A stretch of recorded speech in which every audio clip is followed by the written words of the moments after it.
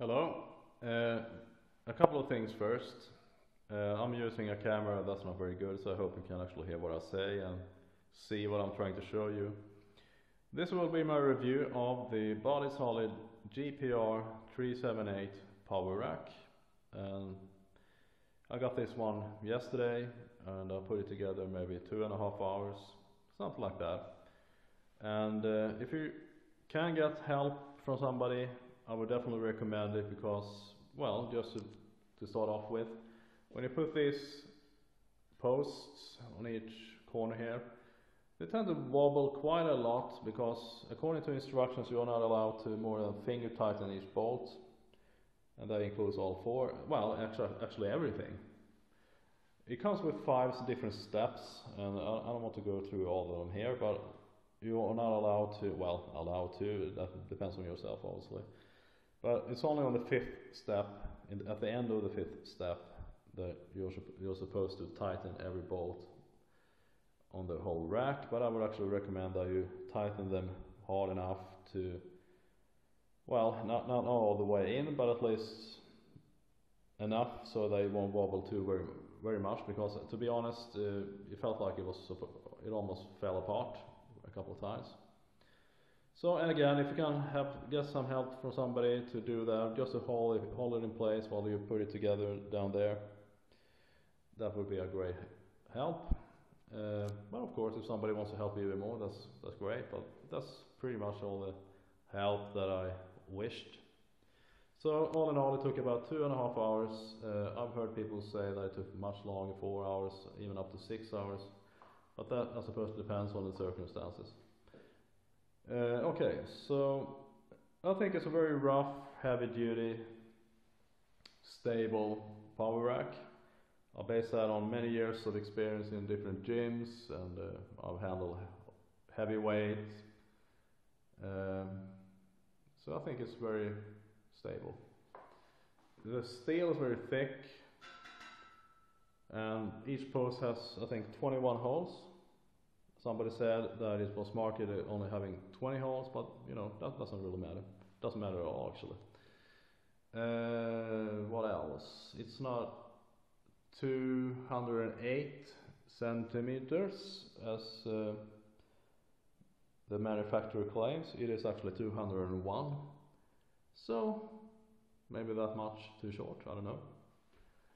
So that's not quite correct. And just to take a close look at each bolt here, you can see that each side comes with 4. Same over there, obviously. And it's very stable. This pull-up bar, for example, can easily handle my weight and probably twice my weight, and no problem whatsoever.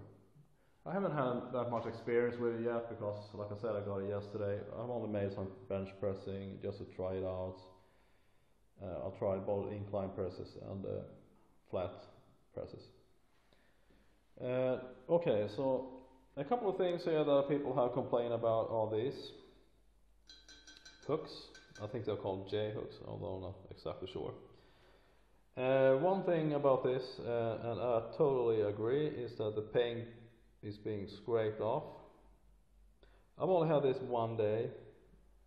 Obviously that doesn't mean that I was exercising a whole day, but it just means that I've only had it for one day, and I made some bench pressing, like I said, and already the paint has started coming off. So what this one will look like in a couple of weeks from now, I can only imagine. And then I think it's a little bit too long. I haven't measured it, maybe 12 centimeters. I think they could have cut it in at least at 75%, 3/4 at least, so maybe over there. So if you have access to that kind of equipment to cut it and weld it together, I would definitely recommend it because I think it's just too long. And also, you know, this paint coming off, I can see it. You can also see it here on the bar. Kind of annoying, but not the end of the world, obviously. Same thing on both sides. These are the safety bars that you put under the bar. For example, if you do heavy bench pressing or something, or squats, you can just put these in place. Very stable, can probably handle several hundred pounds without problem. and the way you remove it is just bend it over like that to the side and just pull it out. Very easy. And the same thing over here, obviously. Yeah, and you have bolts on each side. Over here at the top. Yeah, I'm not so sure what else to say about this. And you have these holes for example, if you want to buy other equipment, for I think lat pulls or something like that, you can just attach one part over here and the other down there. I suppose it comes on this side of the bar, obviously, the weight stack that is.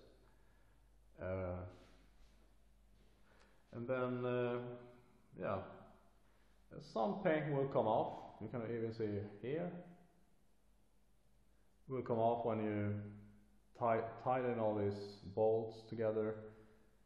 Not so very fun, but you can also use a paint. You get 3 small bottles of paint with this power rack that you can use if you want to. I don't think I will actually do that myself.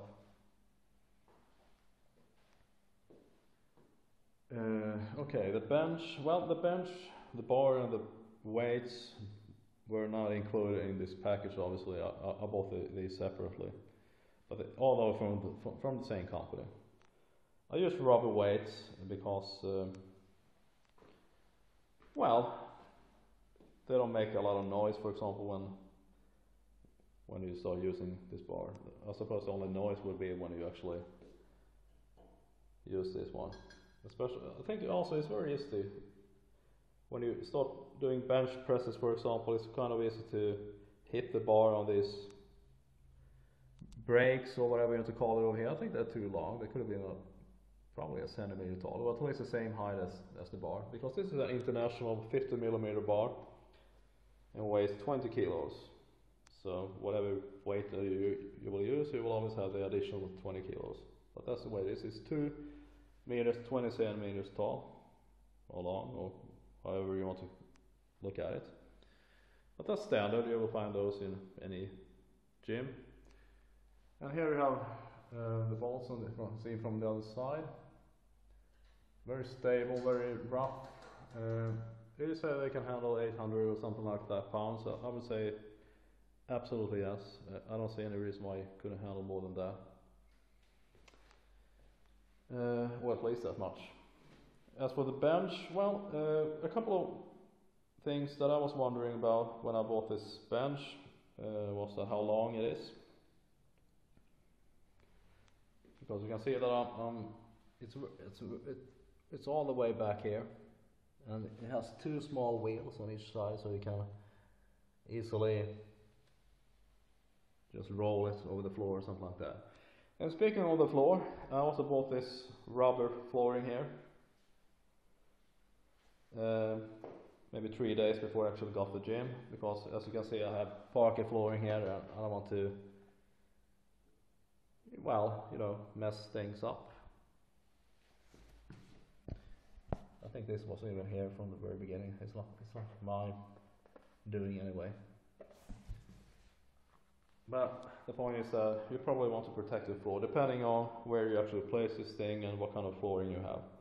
But try to, and also I think it's a little bit good, quite good, because it makes the sounds a little bit softer and not so clear.